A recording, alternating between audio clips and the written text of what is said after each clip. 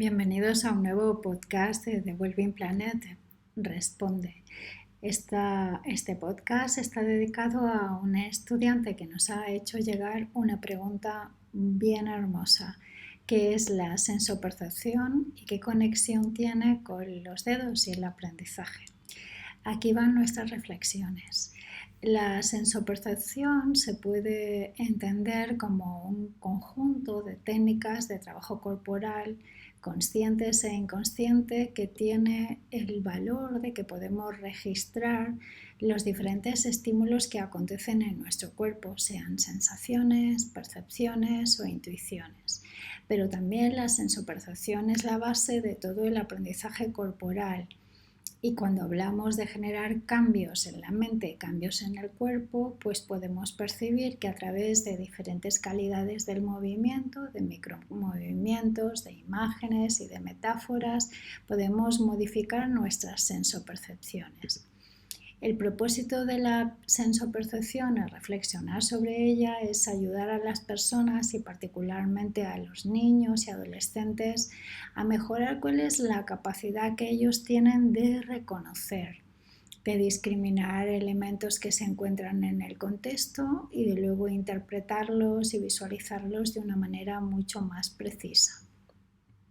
La sensopercepción se hace a través de los órganos sensoriales, como pueden ser, por ejemplo, los oídos o también la vista o el tacto. Y en este podcast quisiera hablar mucho sobre el tacto. De hecho, lo vamos a dedicar sobre todo a eso. En la sensopercepción nosotros recibimos información de las sensaciones a través de los sentidos, en el sentido olfativo, que es la capacidad para percibir, por ejemplo, los aromas, los olores, el sentido del olfato, el sentido del gusto, el sentido del tacto, pero también el sentido de la propiocepción y el sentido cinestésico.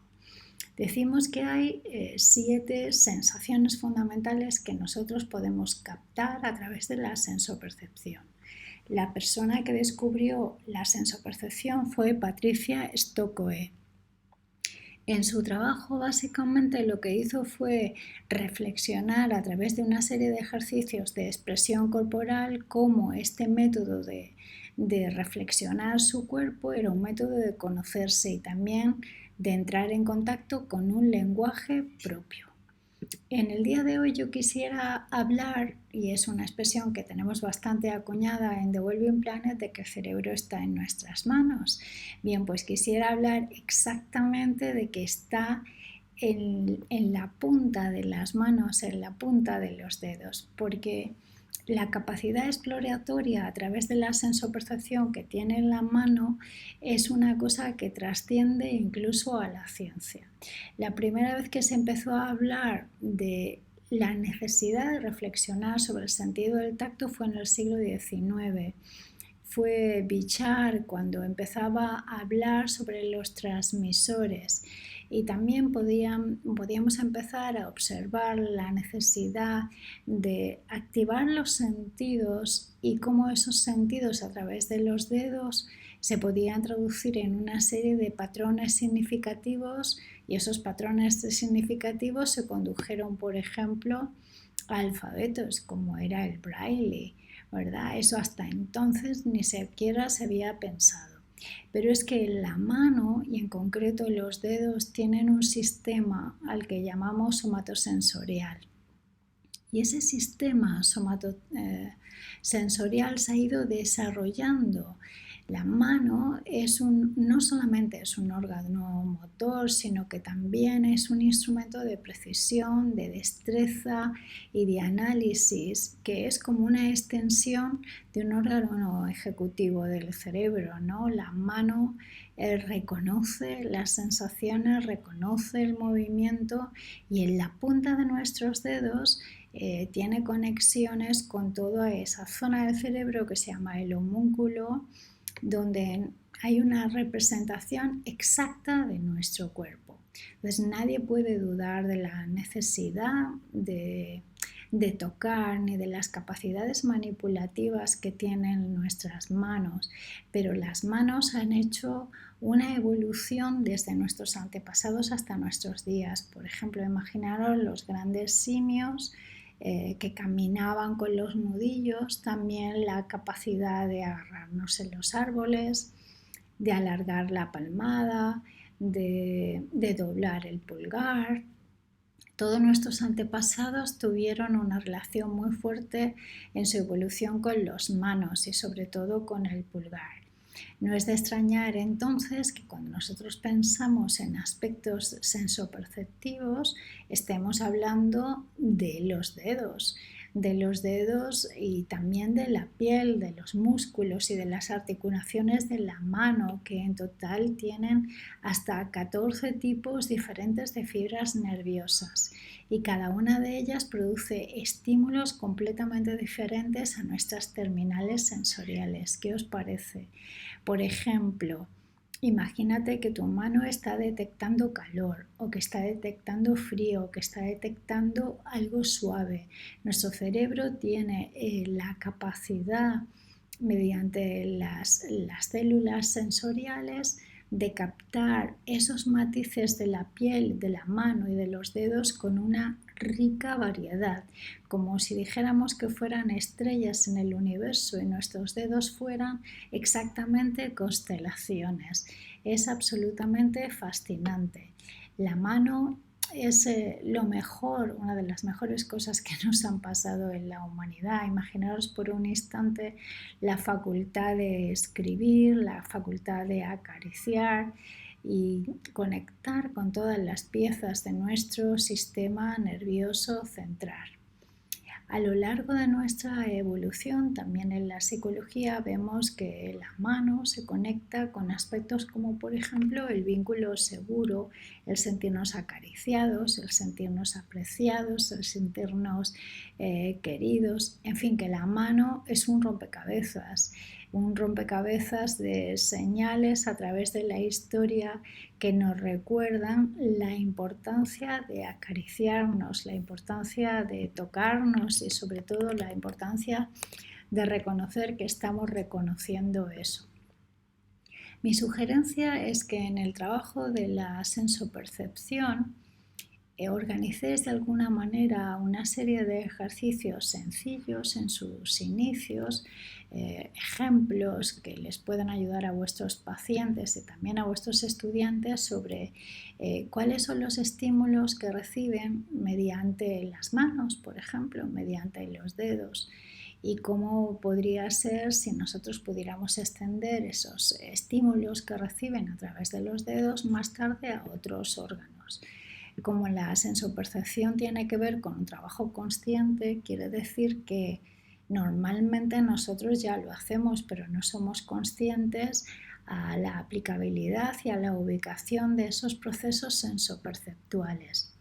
La sensación y la percepción se puede entender como una secuencia de actividades que se interpretan en tanto que se dan procesos y se ejercitan.